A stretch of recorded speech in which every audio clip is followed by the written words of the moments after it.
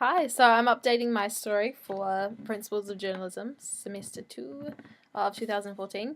So basically, I had a story idea of there was this old historic house that was built in the 1800s that Christian missionaries used to live in.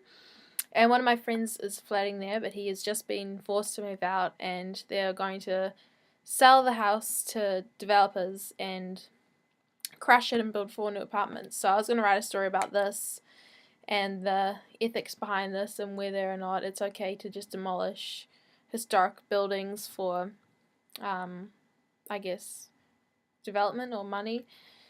But this story idea has kind of come to a halt because it's no longer timely, because the development is a slow process and they're not even sure what's happening. I've done a bit more research and it's going to first they're going to give it to a different owner and there's a whole lot of confusion around it. So I don't think it's going to be timely enough to write an article about.